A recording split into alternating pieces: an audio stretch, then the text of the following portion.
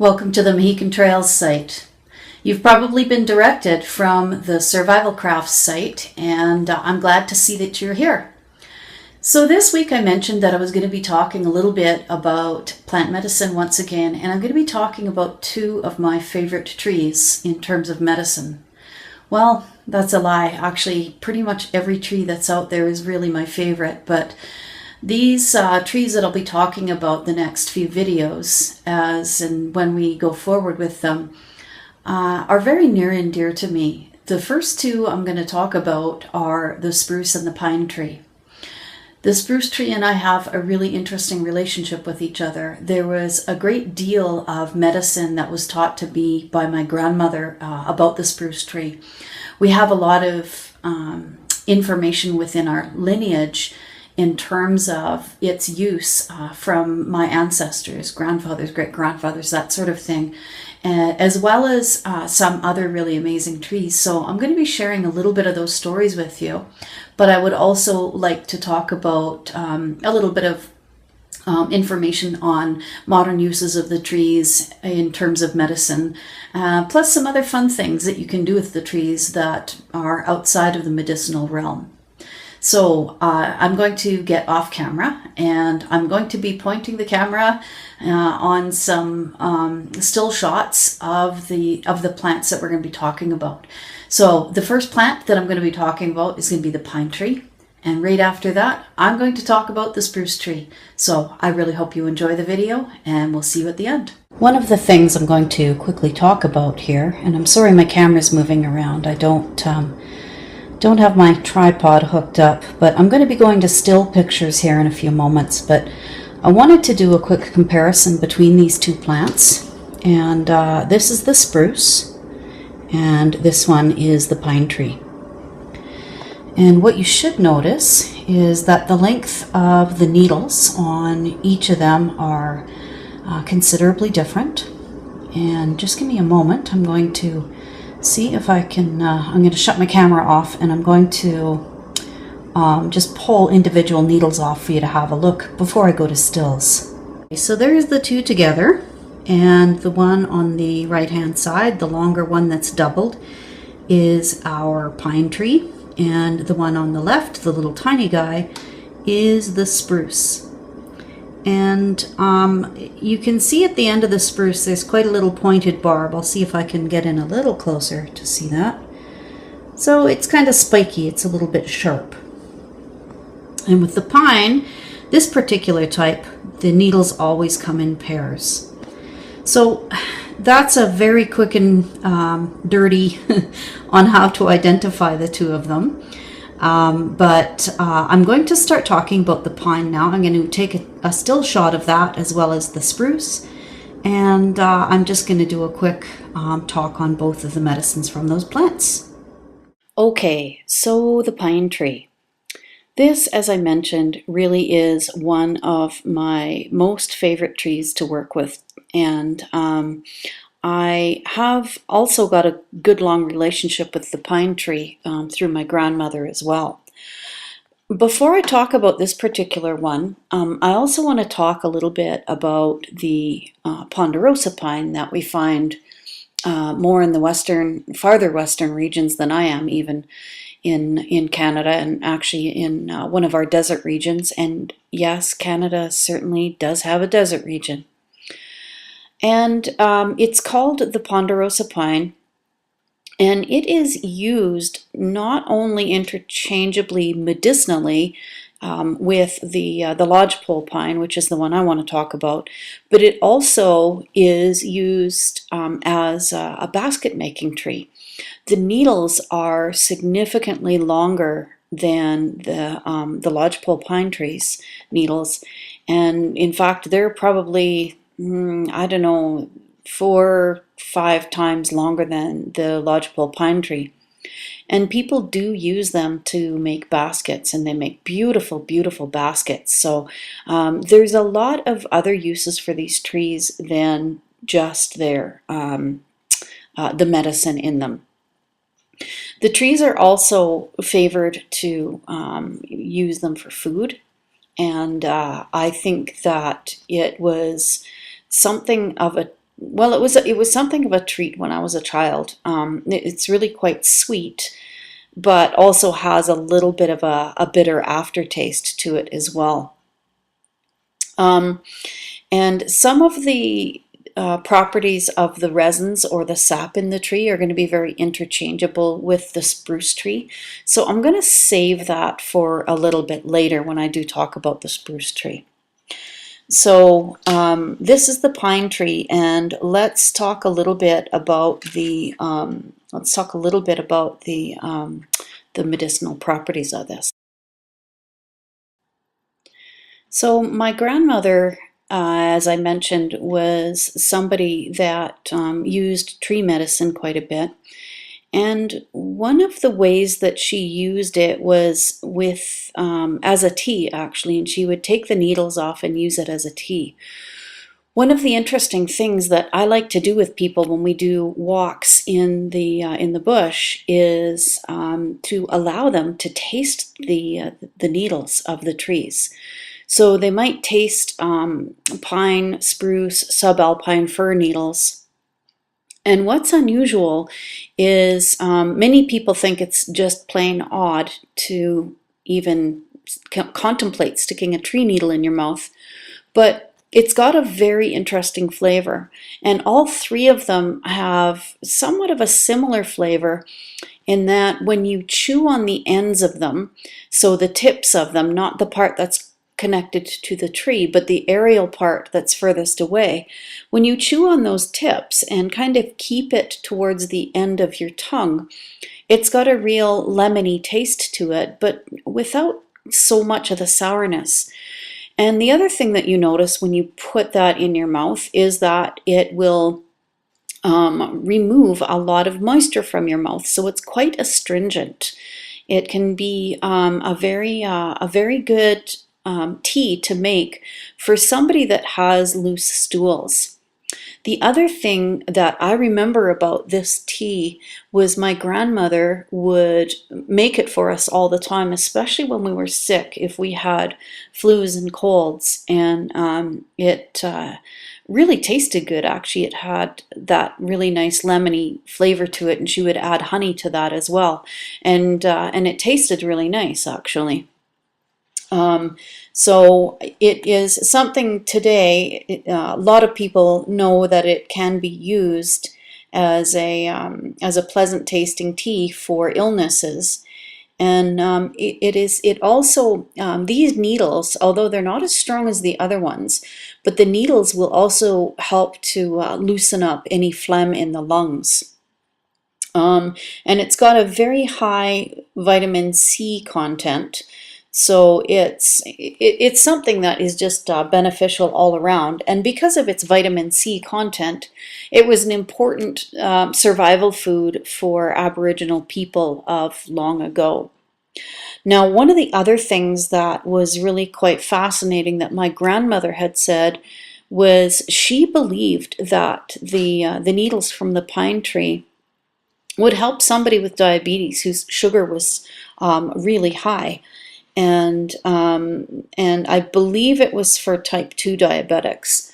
And the interesting thing, I have come across several different papers of research that actually support this in type 2 diabetics, that it does help to reduce the blood glucose. And so it's really interesting to see that sort of thing coming out in medical literature, and this is stuff that Aboriginal people actually have known for a very long time.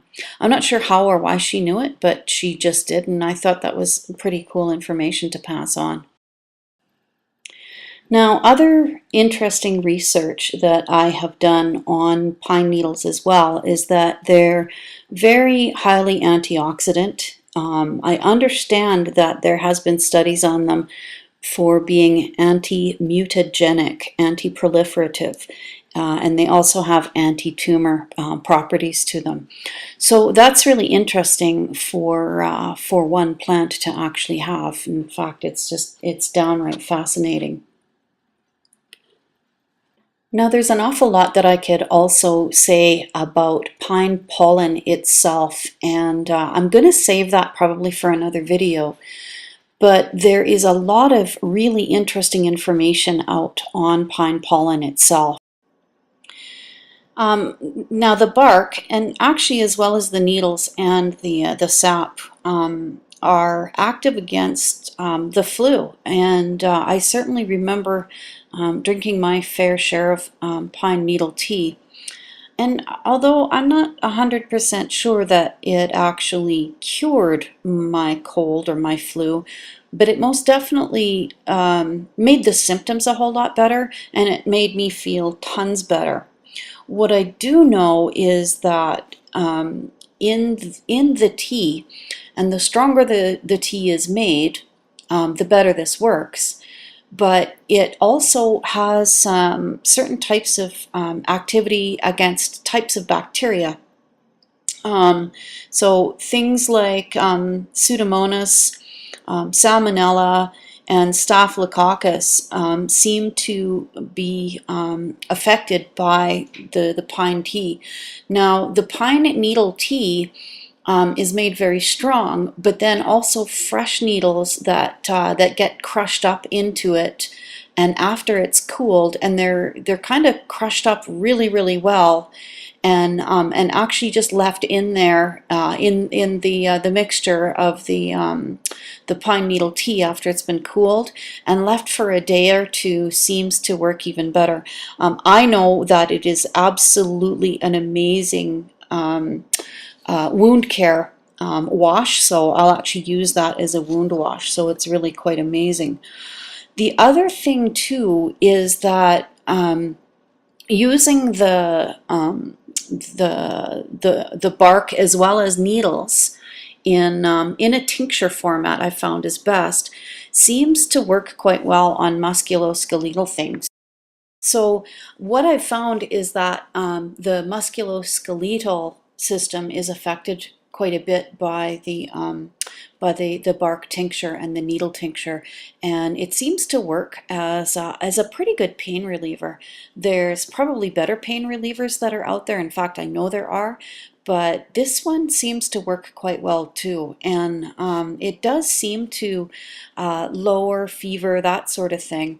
And I also know that it works extremely well, and in fact more effective than aspirin actually will in terms of anticoagulant.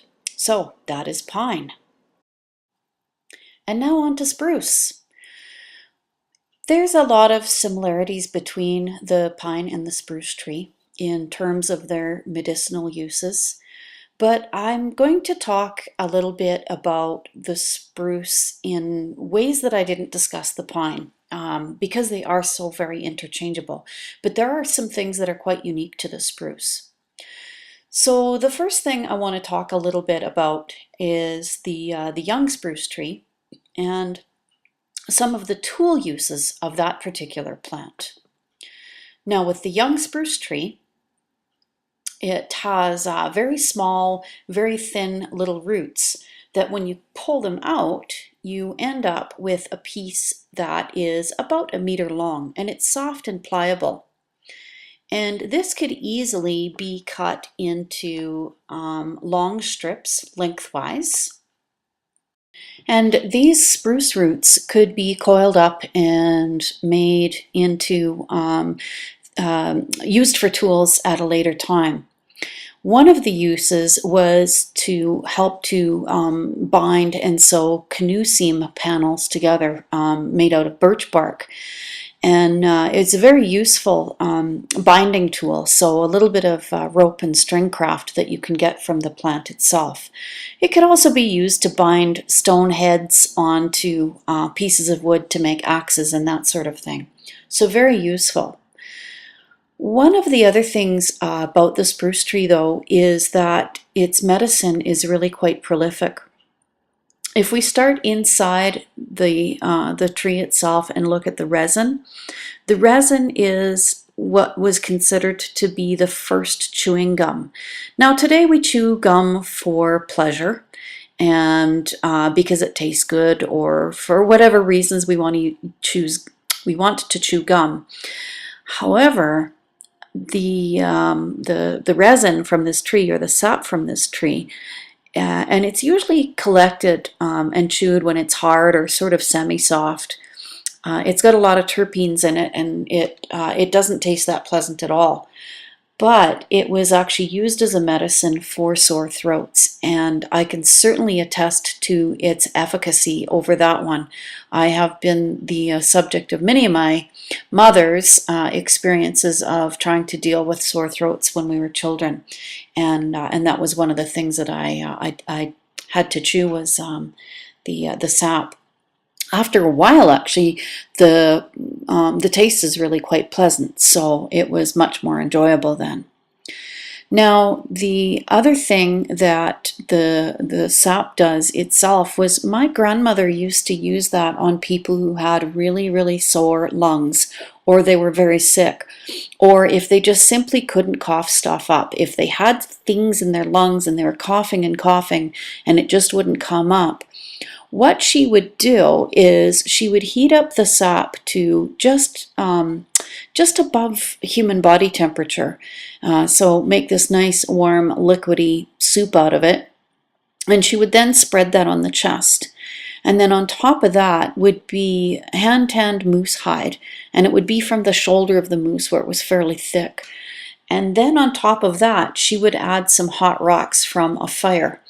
And that would really help to penetrate that medicine deep into the lungs and help loosen up anything that was inside the lungs. And it was extremely effective.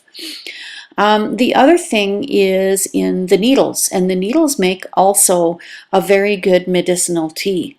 Now, unlike the pine tea, this one does taste pretty medicinal depending on the time of year that you get it. And in the spring, it's not too strong, but any other time of year it does seem to be it tastes a little bit like turpentine, to be honest with you, but it is extremely effective for lung problems, and like the pine tree, it is also very effective for flus and colds and that sort of thing.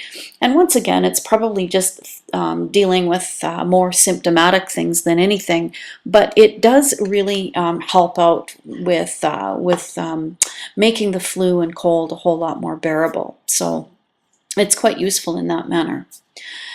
And the needles as well also have a very good property in terms of wound healing. Now, if you dry them up and you make them into a powder and you sprinkle that on weeping wounds that just don't want to heal, it will actually dry them up really quite well. And it's very, very antiseptic, so it does help deal with infections as well as preventing infections from happening. So I don't really want to go on too much longer than what I already have. I wanted to make this a video much shorter than I have done, and I've ended up probably going on far longer than I need to. But these are two plants that have a ton of medicine. I haven't even, of course, scratched the surface of either one of these amazing plants. But we have a few good uses, things like colds and flus. Both of them are very good for wounds, not just the dried powdered needles, but also if you have a wound that is clean and you're 100% sure it's clean and it can be kept clean, then you can also use some of the runny sap to either stick bandages on or to seal over top of a wound. So it's got some first aid applications for it too. Anyway, that's spruce. Well, I really hope that you enjoyed that video. I really enjoyed talking about those plants. As I said, they're two of my favorite trees to talk about, and they really do bring me right back into my grandmother's teachings, so it was enjoyable to talk about them again. So the next videos that we have on the Mahikan Trails channel are going to be focusing on a few other trees that are coming to the end of their winter medicine as well, and I'll introduce those on the next video. Now, the Survival Crafts site next week is probably going to be back up and running the regular scheduled shows then. So you may or may not see these videos for a little while yet, but even if it's summer when you see them, you'll just know they were made back here in the winter time. So if you have plants that you would like me to talk about, if there's anything that you're interested in that you think I might be able to assist you with, by all means, why don't you send me a comment or even send me an email, and I'm always happy to try and answer some pertinent questions on video if I'm able to do so. So, thank you very much for watching, and I hope to see you soon. Bye-bye.